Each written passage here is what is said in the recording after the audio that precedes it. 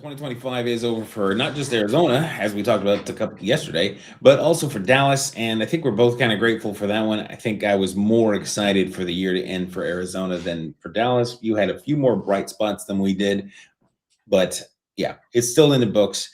So today, let's go through it. You ready to do this thing? I'm ready. Let's do it.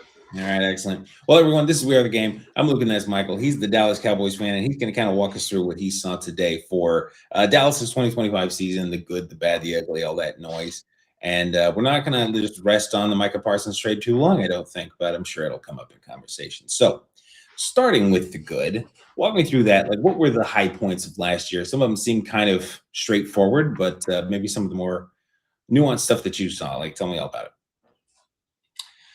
Well, Dallas, the thing with Dallas when we started out the season was, it felt like the defense was so broken at points where it just felt like we're going to figure out, like, obviously it's not functioning the way it's supposed to. So we're going to figure out whatever it is that's not working. And then it'll at least be a functioning defense.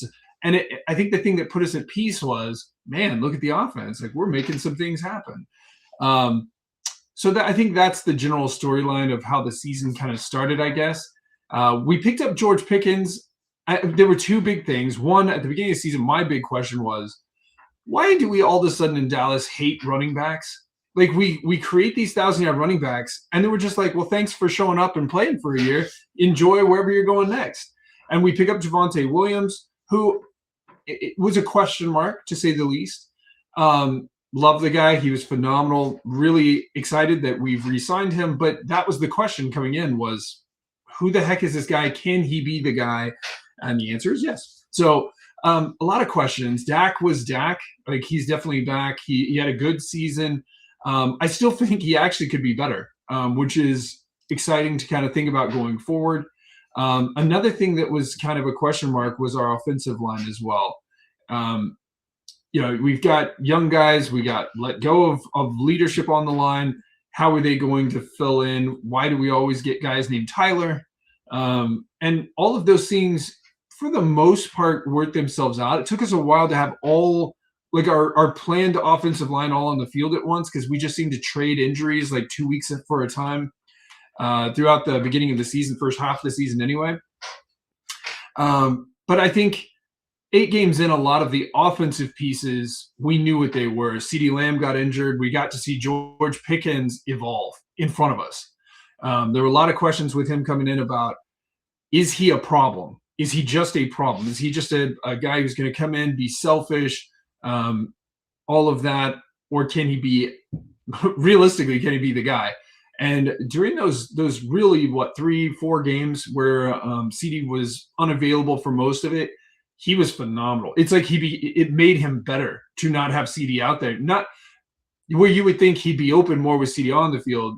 He didn't care if he was open or not. He would just go crazy out there. So a lot of good things on the offense to talk about. That's the fun part, is George Pickens ends the season with 1,400 yards. CeeDee Lamb, even with only 14 games played, has 1,000. Jake Ferguson continues to translate, in particular in the end zone. You're getting a lot from kind of those third, fourth kind of receivers, Turpin, all those guys. But one of the other people who really showed up, and he's really fun to watch, is Ryan Flournoy, who seems to be more than what we expected him to be.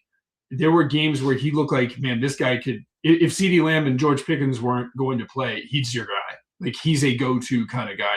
I'll be interested to see what he is coming next season, or if we hold on to him, how that all plays out. But that's kind of where I saw this season, was the excitement of the offense as we went out the season. Very high level, probably I would say top 5 kind of offense in the league. And we'll get deeper into the defense. But when you look at the offense and everything, what did you kind of see? Yeah, I mean, about the same. Like, there were very few teams that were able to keep your offense from scoring quite a lot of points. In fact, I don't think did you get held under 20 anytime this season? No, it doesn't look like you did. Wait, yeah, you did. Sorry, the Bears. Yeah, I was reading it wrong.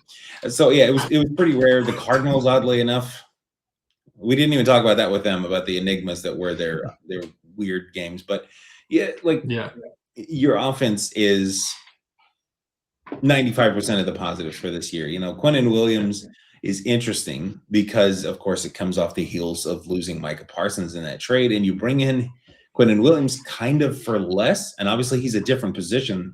They're both on the defensive line, but he's a different position. So it's intriguing, and there's some positive upside that could happen. Who knows what you get with that extra first round pick that you now have for, I believe this season. But yeah, I mean, your offense is killing it. I think just about the envy of the league as far as the offense goes. You would maybe Cincinnati with a healthy Joe Burrow kind of a thing. Pickens will be an interesting storyline this current offseason as well. Not to get into future too much, but I mean, we know that they're dealing with the possibility of the franchise tag and maybe an extension, and Dallas likes to drag things out, and then suddenly, oh yeah, we paid him. Here you go. So we'll see how that shapes out. But yeah, your offense was not disappointing, and it's kind of hard to tell. Was it your great offensive line allowing everyone to be great, or was it just you really just know how to get wide receivers in there? Which does beg the question: if you're just great at making wide receivers look great, maybe you shouldn't pay George Pickens. But but who knows? That'll be a question for another day. But yeah, moving to the defensive side, I was curious. How much do you think that, and then expand on, the defense as much as you want, whatever direction, but like how much of the defensive problems do you think was maybe personnel not living up to what they were paid, or just not having brought in the right guys in the draft, like bad drafts and personnel decisions there? Or was it coaching? And if under different coaching, which you will have moving forward, then that will make a bigger difference. Like if you had to give percentages or whatever you want to do that, like how is that weighed out? And are you optimistic, I guess, for the future without getting too much into the future? Yeah, no, that makes sense. The way that's outlined. Yeah, I want to try to be fair to Everfluss, right, on the whole season and how it came about, but it does feel like on some level, maybe you brought a guy in and you said, here's your pieces. And then you're like, also, we're trading Micah Parsons, right? Like, so just play with those other pieces however you want, right? Right. And then, I think the area where I would have thought had the least amount of success was the secondary, right? It's the corners in particular, but our safeties, who I think traditionally are considered to be pretty decent. Not amazing, they're not Buda Baker, but they're pretty good. They got exposed so often. We were talking about how weak that looked so early in the season. Diggs only played 7 games or 6 games. We paid what's his name? Deron Bland, because of his amazing season he had last year, and we paid him a lot. And I think we only got 12 games out of him. And injuries happen, but obviously, with Diggs, it was one too many injuries, and they decided, hey, it's time to part ways. But, that I think was the biggest area, was just, man, we were getting exposed all the time. Similarly, in our middle linebacker group, we would try to do something to shift to cut off the pass, and they would be like, no problem, we'll just expose your linebacker core instead. And I know that on some level, it's like we were holding out for DeMarvion Overshown to get back from his injury because he's kind of a hyper athletic person at his position. And that's exciting. I really enjoy watching him play. He is really cool. But man, he only played 6 games. It's like you're hinging your defense on these guys who aren't there. You've got to be able to be serviceable with what you have.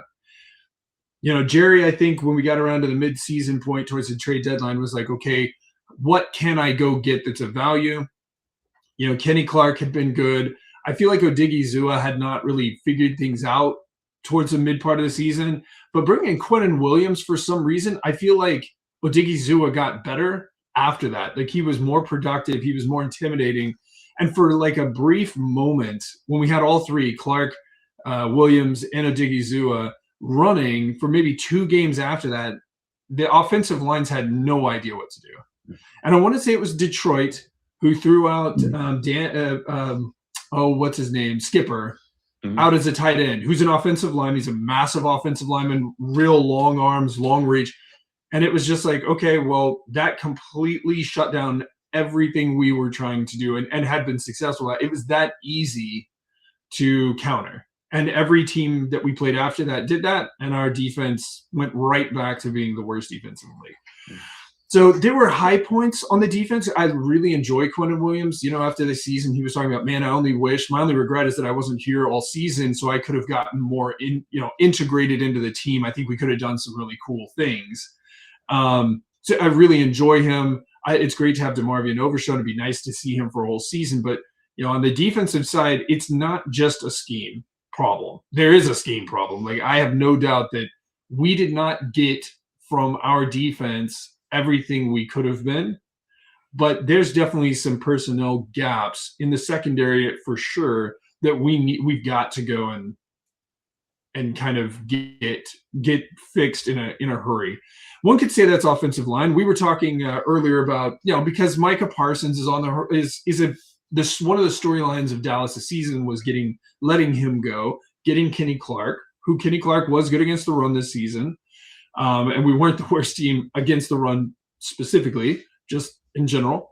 And so, getting him was good. And Micah Parsons did have 12.5 sacks, but the sack differential between us, not a playoff team, and the Green Bay Packers, a playoff team, was 1 sack. We had more forced fumbles. We had, it's just we're terrible at keeping people out of the end zone. That seems to be the general thing. So I think that's what I look at in terms of the defense is, yes, there's a lot of gaps. To me, the gaps are in the secondary first, linebacker core second. And then, I would love to get another end who wouldn't let me bookend another more physically gifted defensive end on the other side of Ezaraku and let him go crazy. That's the idea. But I almost feel like the corner situation is a bigger concern for me. What about you? Where do you think the bigger issue is? I would agree. I mean, we talked about your deep ball problems ever since I think it was that Giants game, and Russell Wilson just torched you. And we thought, I hope that's not a thing that happens moving forward. And it happened not every game, but I feel like it happened 6 times last year, maybe something like that, where you just started hurling it as far as they could throw it, and you didn't have much of an answer. You've moved off of Diggs, and so we'll see about Bland. Maybe he can recover, bounce back. You will have a new defensive coordinator this season, and so on and so forth. But also, this particular draft, I keep getting told that the first round is incredibly heavy at pass rusher, edge rushers in particular. So that could be a place for you to capitalize. But alongside that, since you have 2 picks, it might be a great opportunity for you to snag the best corner in the draft. If everyone else is needing pass rushers, maybe you go after a great young corner with a smaller than Deron Bland and Trayvon Diggs kind of contract. Might be a good opportunity for you to do multiple things, or maybe you trade up for a guy. Who knows? We'll see. We'll get more into the future in the future. But your defense, we talked about it from week 3 or whenever that Giants game was. It was just, if you can hold off your pass rush for 3 seconds, you can hurl the ball down the field and give yourself a 50-50 ball seems to become a 60-40 ball for the opposing teams. Yeah. And that was a problem. And that's probably a big part of the difference between the scoring. You'd mentioned the comparisons with Green Bay. Oh, yeah. That's probably a big part of the difference in scoring was you even had some sacks facilitated by other teams trying to hold on to the ball to get these deep passes because you were vulnerable there. But that's true. We'll see. I was very happy to see Clowney do well, and I hope you were able to hold on to him. We had mentioned him off stream, but always been a Clowney fan since that ridiculous Michigan tackle. But he's just to throw it out there, he's my favorite defensive pickup we had, and that's saying something. The other guys are awesome, but first off, sorry, Jadeveon, we didn't have to pay him tons, and as he said, he was sitting on his couch, He was not I'm in football shape right now. It's he could be even scarier in many ways next year. Like you said, I hope we find a way to keep track of him here. Retaining him would be great.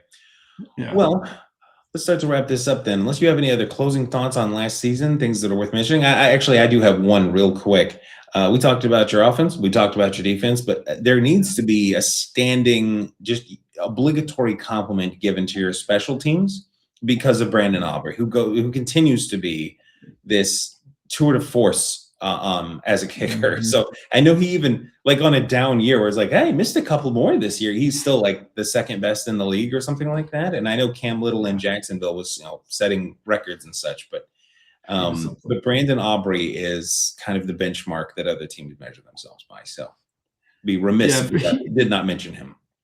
that's very true. Aubrey's that he's fallen into that unfortunate category though of like you're so good and unexpectedly better than the average, like you're the bar really, that you start getting upset with him for things that are normal. It's like how could you possibly miss one kick all year? Like sure it was 80 yards, but I can't believe you missed that kind of a thing. Right? He's in that unfortunate category. So Yeah, I it's a can't even. blessing. Yeah, no, It's a I curse. can't even count how many times I heard the announcers in various Cowboys games say, it used to be a big thing when guy made a 50-yarder. They must have said it 100 times last year watching Cowboys Yeah. game. So yeah, he's great, and I do look forward to you having him. Hopefully for maybe his whole career. We'll see, but That would be really cool. yeah, we'll see. So all right, well, let's wrap this thing up. Thanks everyone for joining us. It's been it was more fun to watch Dallas than Arizona last year, to be sure. Though neither team gave us all the joy that we were hoping for. But now that we've swept that one under the rug, we look forward to getting into their future, maybe their draft, maybe their free agency, and the other coaching changes they did. So yeah, I hope you'll join us again sometime when we get into those things. A like and a subscribe would be appreciated. We'll be talking about Cardinals and Cowboys stuff moving forward. We're going into our second full off season of fun stuff, and we'll have some interesting questions, at least questions that we think are interesting. So join us in the comment section and tell us what you think about this. And if you just hate the Cowboys, we understand. That's a thing people do. So yeah. But anyway, we hope you join us again. And until that time, I hope that you have a fantastic day.